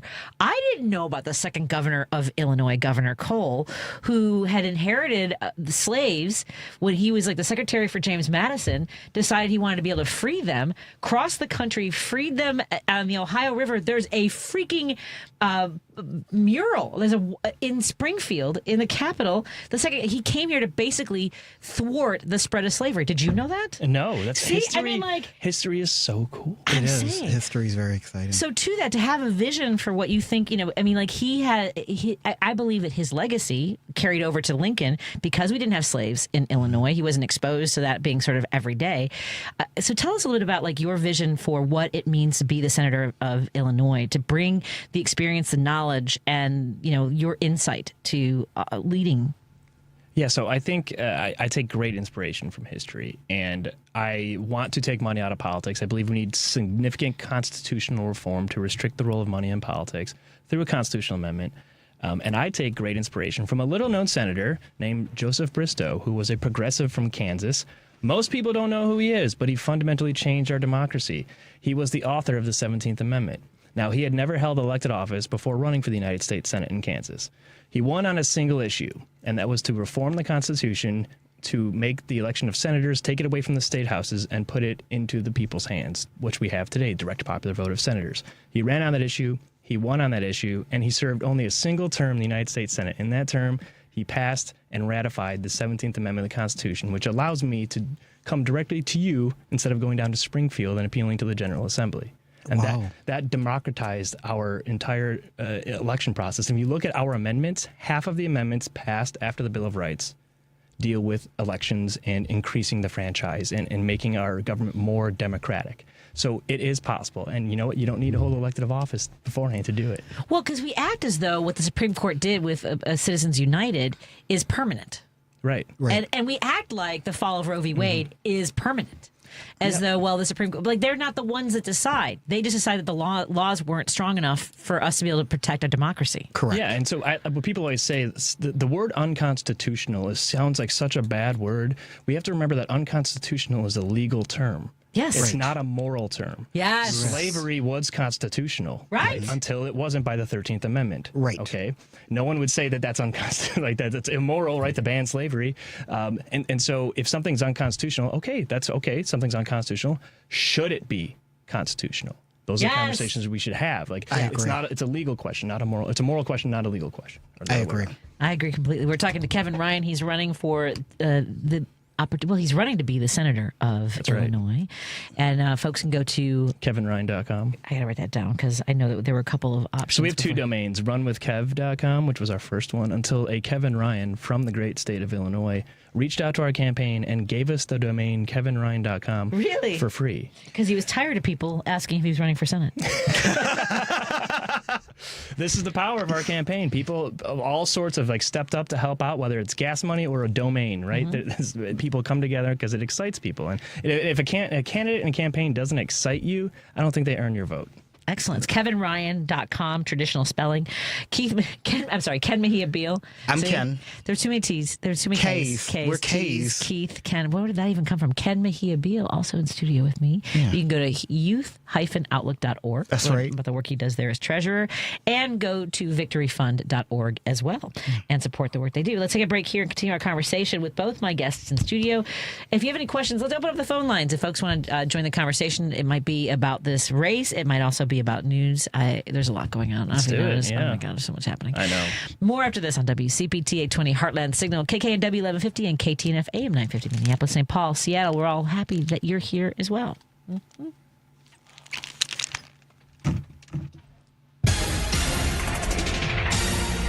You are listening to WCPT 820. Here's the latest Chicago weather update. I'm meteorologist Ray Miller from the Weatherology Weather Center. Cloudy skies tonight with a low temperature around 20 and winds out of the northwest at 5 to 10 miles an hour. Tuesday, we'll see a couple of snow showers with a high temperature of 42 degrees and southwest winds up to 40 miles an hour. Wednesday, sunny with a high temperature of 35 degrees. Thursday, a little bit of light snow with a high temperature of 36. Friday, sunny with a high temperature around 49. That's the latest Chicago weather update. Right now, it's 25. This is Chicago's Progressive Talk, 820 AM, WCPT Willow Springs, and online at WCPT820.com, where facts matter. Hey guys, this is Tara Devlin for the Political Voices Network. This is America, right? We don't do kings here.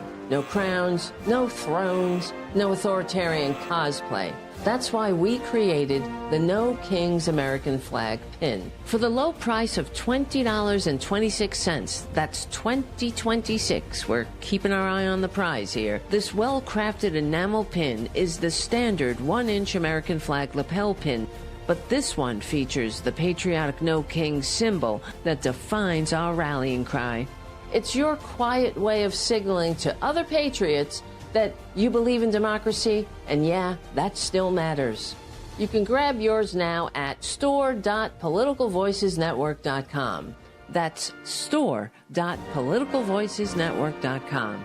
The No Kings American Flag pin. Get it now at store.politicalvoicesnetwork.com. Loved one owns a gun, and you're concerned about their behavior. You're worried they might harm themselves or others. You wish more than anything you could hit pause on this situation. In Illinois, a firearm restraining order does just that. In extreme cases, this order temporarily prevents a person in crisis from having a firearm, giving them time to heal before they do something dangerous. Learn more at illinois.gov/pause to heal. Brought to you by the Illinois Department of Public Health, Brady and the Ad Council. Hey Google, play WCPT. Streaming Chicago's Progressive Talk from TuneIn. Now. All right, let's hit it. At 773-763-9278. I got a lot to say. It's Driving It Home with Patti Vasquez.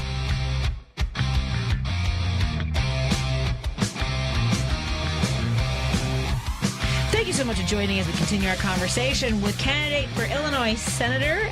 We have Kevin Ryan in studio. Guest co-hosting with me is Ken Mejia-Beal. I just sent that to him. The very cool picture of, thank you, Matt. I appreciate that because the Kevin Ryan bus is parked right outside and it's kind of got the WCPT logo on the building. It is. Plus it says Detour. I kind of like that it says Detour in front of it too. I'm incredibly envious of your abilities. That's the bus out front. I can't even do that.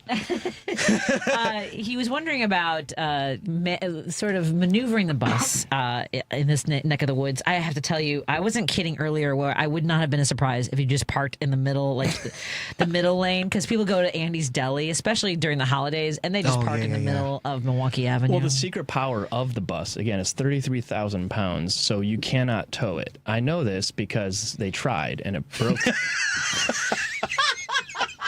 It broke the tow truck. So you need what's called a wrecker to tow it. And I don't know how many the city of Chicago has, but I don't think they have many. Not enough. Readily. But then was there a tow truck that came to tow the tow truck? No, sorry. The truck itself was fine, but it broke the cable, the winch. The winch. Yeah. Did you laugh and point when it? I don't know. You can't. Don't answer that. Don't answer that. Do not answer that. But this is a question I do want to ask because we are talking about the election and all that matters. If I'm in the ballot box, why am I voting for you? It's a great question. So we cannot trust the people who delivered us to this present moment to save us from that moment. I firmly believe that. And the elected members of our Democratic Party are all complicit in leading us to where we are. Mostly because we have not focused on the source of the problem in our politics and our democracy, and that is unregulated money. And they all play the same game. They say, like, oh, I want to end Citizens United. I want to end dark money. I want to take money out of politics and put as much of it into my own campaign as I can. Yeah. Right? That's what they're saying. And so how can you say that you're trying to fight the Trump agenda when you spent the last 10 years raising $20 million for the inevitability when Senator Durbin was going to retire, right? Or if you are being you're being elevated by a single billionaire making a $5 million donation to a super PAC that is running ads on your behalf. They're all playing the same money game in a Democratic primary of all places. Think about what that money could do downstate to help the Democratic nominee unseat Mary Miller and then we could win the House of Representatives. So what separates me from them is I don't just talk about taking money out of politics. I walk the walk, and I'm actively driving it out of politics with my school bus. Well, I appreciate that. And like, let's say we win the primary, we win in November, you go to Washington. What are a couple of things that you are really looking forward to doing for the betterment of Illinois and America as a whole? Well, I think we got to back up there and say, and look at, imagine I win. The guy driving the school bus across the state who got outspent at least 300 to 1. Imagine that candidate wins and he's running on a single issue, and that is to take money out of politics by amending the Constitution. Imagine the momentum that we would take into the United States Senate. And the general election is on November 3rd. I would get sworn in on January 3rd. And so if we make history, when we make history, I will get in my bus, and I already have the joint resolution written, and I will take a very circuitous route to Washington, D.C., campaigning in the red states the way that I campaigned in the red counties of Illinois to get this amendment passed, to generate the public support necessary. So by the time I get sworn in on January 3rd in D.C., we will have the popular support necessary to get 2/3 of the Senate to pass the joint resolution to amend the Constitution to take money out of politics. People say it's impossible. It is not. This is one of the most bipartisan issues there is out there. And that's where I'll begin, because we can't do anything else. We simply can't until we end the corrupting influence of money in politics. Did I see correctly on someone's sample ballot that you are in the number one spot on the ballot? That's right, Patty. So no matter what happens in this election, I always get to say I'm number one. No, but I don't think people realize that is a huge deal. It's the number. I mean, even that. It's just people. It's like 4. I think it's 4%. Of people just go, nah, it sounds like a good name, right? And then on St. Patrick's Day, nonetheless. I mean, you're not going to beat me. Mine was Vote Patty on St. Patty's Day. We had logos and everything. It was fantastic. We had shamrocks. She had shamrocks. We had a bit. Anyway, that's not what we're here to talk about. But it is. I saw that. I was at the dinner with my friend Meryl, and I was like, is he number one on that spot? But it makes a difference when people are voting, because, to your point, if they're going to do it because, they saw a commercial, or because, I guess he's already there. I mean, it may as well be because your name is first. You know what I mean? Like, some of this is a crapshoot, unfortunately. We got the most important endorsement, and that's the luck of the Irish. and beyond that, there is something to be said for somebody who comes in with a fire in their belly, right? Somebody who isn't beholden to anybody else. Because you mentioned, I think one person has raised over $20 million in the hopes that perhaps the stars would line up for them to run for the seat. The other million, what are we at? Are we at, is this race at about $35 million? It's somewhere like that. I've lost track. But it's a lot of money. It's always for a Democratic primary. Right? We don't have to do that as a Democratic Party. That's what I'm trying to say. That's why I'm so vocal about these debates. The Democratic Party of Illinois could say no advertising, like no independent expenditures, no money on paid media. Instead, we're going to have, 7 televised debates. And we got a great precedent of where we can hold them. The same places where Abraham Lincoln and Stephen Douglas had their debates. But instead, we allow our elections to remain private. They should be public. Our elections shouldn't be decided by who has the most money, the biggest microphone to get their voice out there. We should have an equal playing field for everyone. For the debates between Lincoln and Douglas, were they tearing each other down, or were they stating their case? Because I know that the a little Cooper's, bit of both. Right, because Cooper's Union, his address to Cooper's Union ahead of, I think it was 1860. I'm sorry, Lincoln's was about the spread of slavery and what the founding fathers had intended when they, So I'm just saying, to your point about being able to take turns speaking, it was not a debate. It was ahead of him announcing that he was running for president. But there is something to for people showing up to these events. If you're locked out of the debates, folks, I really encourage you to follow Kevin. Go to kevinryan.com to see where he'll be next, and show up to these events and see what he's talking about and how he connects with people, because he does.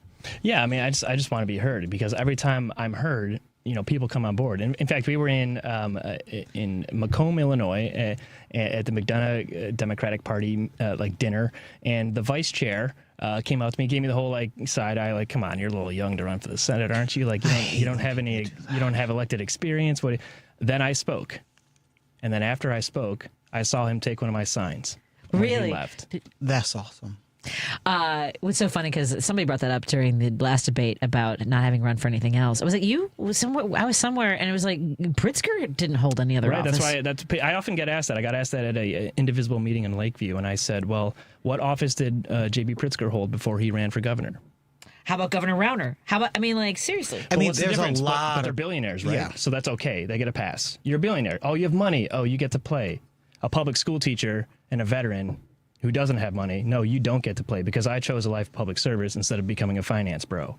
I mean, we also, and I love that you said that because we have to check that bias at the door. It is a bias that so many people carry that if you including have Democrats who are like, wait your turn. I am talking about the Democrats. You have to, you're too young. Yeah. Or you have to, if you're not rich, you don't deserve to be able to go for your dream. And if you haven't to make helped the someone on country their a better campaign, person. if you haven't, that's the other thing that the Democrats do too is like, well, they helped me on my, they went door knocking with me, which I get. But that doesn't make them necessarily qualified to be the, the elected legislator, or the appointed position, or whatever it is. Yeah, and so I spoke at the DuPage Gala last night, and what I led with is I call myself a New Deal Democrat, and I'm a New Deal Democrat running to make true what my textbooks teach. Right, the democracy that our government derives its just powers from the consent of the governed. That is not the case. Right now, our government derives its powers from the consent of billionaires, corporations, and special interests. And Democrats and Republicans are reinforcing that through our campaign finance model. I don't know where that came from. Let's get to Jim's. Jim wants to join the conversation. Kevin Ryan's in studio with us, and Ken Mejia-Beal. What's on your mind, Jim? Hi, Kevin. No matter what happens, I think you've got a great voice and a great plan, and so the best of luck to you. And tomorrow, the pedophile jamboree is going on tomorrow night. The only person I can think to go watch it, Patty knows this guy, is Dan Schaefer. And he likes his martini, so I will be watching, but so I'm going to try to like live stream some stuff. I'm going to try to do like commentary throughout because I did that after a press conference. I had a blast doing it. I don't let people hear him. I just say what just happened. That's a great idea. But I was also, well, you shouldn't do this part. Maybe you can. It's up to you. I don't know what kind of campaign you're running, but I was also thinking about like taking it. I don't want to do shots of whiskey, but I was trying to think of like Malort. I was thinking Malort. Oh God. I know, but I don't think a whole shot of Malort. But what would be no, Patty, first of all, get it straight. Old style. If you're going to drink Malort, you got to do it the old-fashioned way. You got to have it for breakfast. Oh. So it's too late at night to drink Malort. With a Marlboro Red. Well, no, not with a Marlboro Red. Just with a joint. With a rolled joint. Well, this is my kind of Democratic party. Oh boy. Yeah, but anyway, Kevin. There's a gentleman running, an actual doctor called Tom Fisher for state representative somewhere in this state, and I don't know where it's at, but his enchilada is Medicare for all. Mm-hmm. Now, I've talked to doctors all my life. I waxed and waned for Medicare for all since I've been a kid, since in the 70s, let's say, okay? And I talked to doctors, and a lot of doctors will go for it, but they need a champion. They need a champion for it. And I don't know if Patty, you get a chance. His name is Tom Fisher, and he's a doctor, an ER doctor, and that's his whole thing is Medicare for all, which we desperately need. And I know you're for it, Kevin. But that's about it. But anyway, the best of luck. Illinois District 7 is where Thomas Fisher is running. He was born in Chicago, earned a bachelor's degree from Dartmouth, and MD from the University of Chicago. And he has worked as a doctor since. Yeah, we absolutely need Medicare for all, but I just don't think we'll be able to do that until we stop the medical industry from being able to donate $250 million every year to our candidates on both sides of the aisle. Did you see? Did anybody see Phil Andrews, who's running for the 8th congressional? I think no, he's running for Schakowsky's seat. Phil Andrews running for the that. 9th. The 9th, right. Yes, yeah, the 9th. I'm there. Yeah, so Biss and Kat and Laura Fine. So they were asked, what's the number one thing? What's the number one industry you would address to help with climate change? And he said eliminate lobbyists.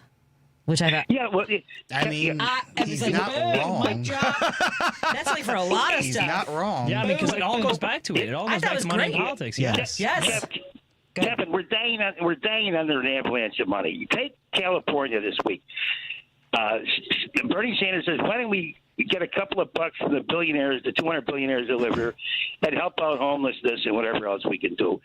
And Newsom says, oh, we can't do that because they'll leave the state. But think of FDR when he was some of his speeches. Absolutely. When the millionaires, he said, "Oh, my billionaire friends say if I win this election, they're going to be leaving the country." All I have to say is bon voyage. Yeah, people also forget that the people who are ultra wealthy can choose to live wherever they want. Yeah. But that's the whole point of being that rich. So well, that's not the point. The point is they don't need to be involved in our politics. It isn't. Of course. And you talk I mean, I don't think they're going to about leave, is because, like, sure, it'll be more expensive than who to cares stay. if they what's 200 people? They're putting 200 people a day into prisons around the country. They're putting 3,000 in the prisons every day of the week. And you know who coined that phrase, founding fathers? Was Warren Harding. Believe it or not, in 1916 he used it for a speech, but then he refined it when he ran for president. He's the one that said that. As long as I'm on that insane subject, you know, the dustbin of history, it comes out of Trotsky's mouth for some reason. Anyway, the best of luck to you, Kevin. Thank you. And so you guys have a great night. Have a good one, Jim. Thanks, Jim. Actually, early voting is available now. Yeah, so vote early and often. I mean, not often. Not often. That's just a Chicago. Not often.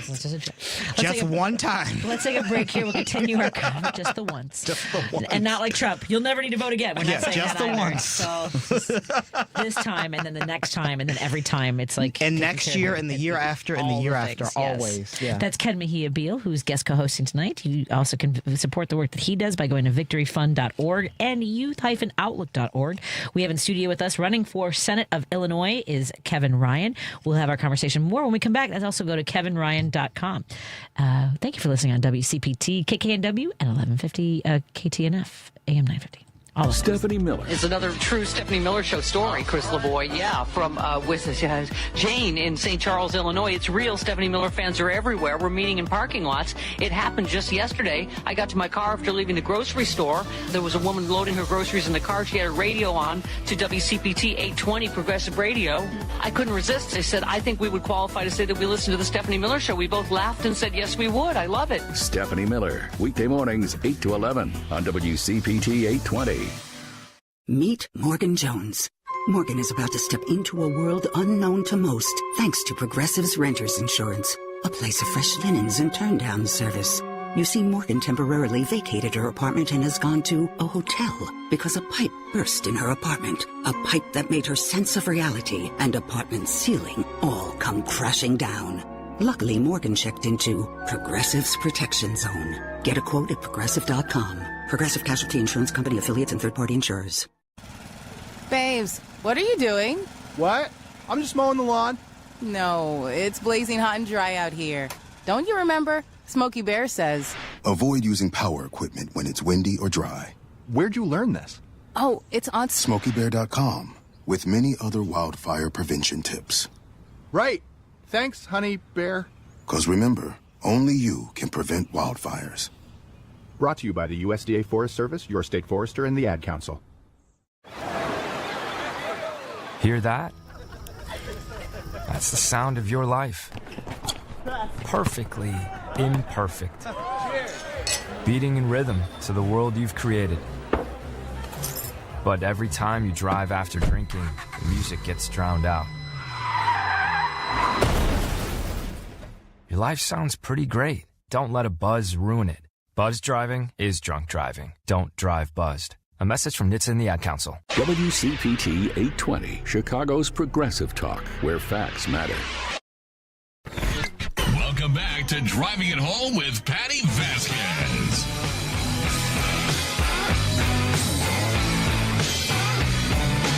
Thank you so much for joining us. We continue our drive home. Joining me in studio is Ken Mejia-Beal, guest co-host, who I just made his head explode because I threw too many topics at him at once. I was like, how about Mexico? And also, Quigley's running for mayor and re-election. What do you think of that? That's weird, right? Which part? Oh, crazy. See, I don't lie to folks. I tell you what happened off the air. I'm not a fan of the running for both offices. I'm also not happy with what happened with Chuy Garcia, his seat either. And then people are like, well, what about Biden and Harris? I'm like, do we then keep doing it, Kevin? Yeah, I mean, I wasn't happy with Biden-Harris either. No. Like, he shouldn't have run for re-election. We should have had an open competitive primary. Yeah. So everyone acts like everything is happening in the moment. I get to react to things as they happen. Right. I can't go back and tell you how angry I was apoplectic with folks. Anyway, but that's it was excellent word choice. Thank you very much. Yeah. It's first time this year. It was a sad day. It was all sad. It was a hard day. So Kevin Ryan is running to be the next senator of Illinois. We've talked a little bit about universal health care. We talked about billionaires basically running our government. I was just mentioning during the break what just happened in Mexico with, do you guys have any concerns about retaliation in the United States? I did not grow up in a community, in a culture, in an environment where so much is determined by, look, there are people who live in gang territory, right? Where if someone is in the wrong area, doesn't matter whether you're in the wrong place at the wrong time. It looks like a lot of people in Mexico are living under these conditions and have for a long time. And that's kind of our understanding. And what our role might have been is also weird. I am not going to center myself, but what I will say is I grew up on the south side of Chicago during the 90s. So lots of gangs. And what I'm trying to say is it is bad, but when you live in it, you know how to navigate it better than someone who doesn't. Right.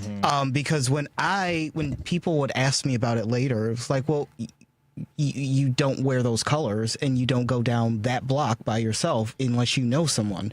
Like, and I didn't realize that was part of not being normal until I explained it to other people, and they were like, what do you mean if you didn't know anyone? It's like, oh, that's just how you survive. Like, that's what you did. So I think, yes, it is horrible, but if you are in that environment, you know how to navigate that environment. Right. And it's not surprising when power is destabilized. Correct. It kind of, and come with me as I thread this needle of bringing it back to what's happening in the United States and the oligarchy running our government is when you cede that much territory to a drug cartel, when your police departments, your politicians are like, well, this is the way things are, and that's how we are with the oligarchy in the United States. Well, this is the hand we've been dealt. I guess we can't do anything about it. Right. And so and we will continue to be destabilized by the rich and flood wealth to them constantly. And so long as we continue electing people who say, like, well, that's just the way it is. Yes. Then, yep, that's going to stay that way. I mean, when I became an infantry officer in the Marine Corps, I was told this metaphor. When you get to your first unit, you're going to get to your commander's office. There's going to be a big hole in the wall. And you're going to be like, what's with that hole? And like, oh, don't worry. It's always been there. It's like, shouldn't we fix it? No, that's crazy. You just got here. You don't know what you're talking about. The hole has always been there. Don't worry about fixing the hole.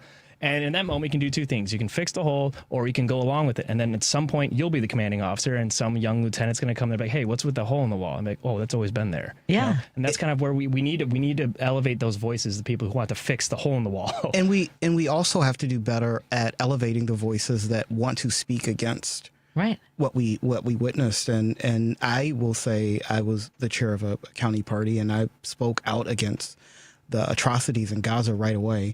And I got a phone call, and I won't say from who, but it was like, this high-ranking political official is very upset that, you're talking about this. And I said, well, I don't care.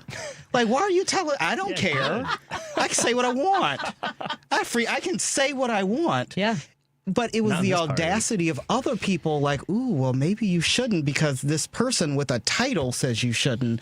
Who cares? Yeah. But there are so many people that won't speak out because someone with a title says they shouldn't, or someone with money says they shouldn't. Yeah. That is the problem in politics, is we hold back because someone with titles and someone with money wants us to be beholden to them. That's why we need to elect people who are beholden to voters. I agree. I 100% agree. Roosevelt joins our conversation. Hey, Roosevelt, what's on your mind, my friend? Thank you for taking my call, Patty. I'm going to get right to the point. Now, you know what happened with Mexico and everything. Now, I distinctly remember, and I just sent you something about the U.S. What was the trade negotiations? Right. Now, do you remember, I know that down at the bottom of the paragraph, it says here that the Mexican president would do everything she would for the cartels. I mean, not for the cartels. In other words, for the fentanyl and all that. Basically what she did Friday. Now, is Trump going to hold his end of the bargain, which is the trafficking of weapons into Mexico? Because that's how it all starts. It doesn't start from Mexico. It starts from the United States because the town people, the poor people are terrorized because the cartels have American weapons that they wind up in Mexico. So Trump promised to do whatever he could. I don't think he's going to do anything because the NRA controls the Republican Party, majority, and some Democrats. So do you see where it says U.S. Trafficking of weapons into Mexico? Oh yeah, no, that's. I mean, I think we're aware that a lot of the weapons that they have, the drug cartel has, come from the United States, and that's been going on for decades. Decades. Yeah. But I also don't think that Trump cares about the NRA right now. I mean, he's talking about. I don't either. Can't carry a gun to a protest. It's ridiculous. Yeah, my point is that they had talked back in March. What does it say here? On March 5th, this is according to the Wilson Center, and on March 5th of 2025, and it says here Trump would do everything that he could to control the weapons going into Mexico, which. Yeah. I don't think you mentioned that he doesn't care for the NRA. I don't think he cares about Mexico either. No, so, true. No. He cares about himself and his family. Exactly. Thanks for calling, Roosevelt. I've only got a few seconds left here. I want to make sure that Kevin makes his pitch to the audience, to voters of Illinois, and why they should elect you or vote for you as the next senator. Thank you. Well, like I said, I am presenting real change by walking the walk on campaign finance reform. If we want to take money out of politics, we need to elect people who reject money in politics. And that's what I'm doing. Instead of spending my time with donors, I spend my time on the road with the people in all 102 counties of Illinois. So if you want to elect real change, elect Kevin Ryan, punch number 1 on March 17th. You can learn more at kevinryan.com. Wow, punch number 1. Punch 1. No matter what, I'm number 1. Well, I thank you so much for coming in. And next time we talk, it should be on the phone because I know you'll be driving all over. You've got less than 3 weeks left. Yeah, we're in the final stretch. Yeah, and folks, early voting has started, so get your ballots ready. Get going. Be informed about every name up and down the ballot. And again, Kevin Ryan is running to be your next senator. Thank you, Ken, for joining us. Look forward to having you back in studio, my friend. And we're going to hang out at Not My Darling, right? Nobody's darling. Well, I'll go there too. Yeah. All right. Thank you so much, Ken. Ken Mejia-Beal. Go to victoryfund.org and youth-outlook.org to support the work that he does. Thank you so much, Paul Shavari. Have a good night, everybody. I'll see you tomorrow. Bye. After my wife died, I felt like I lost everything, including my love of fishing. But one day, my granddaughter called, and I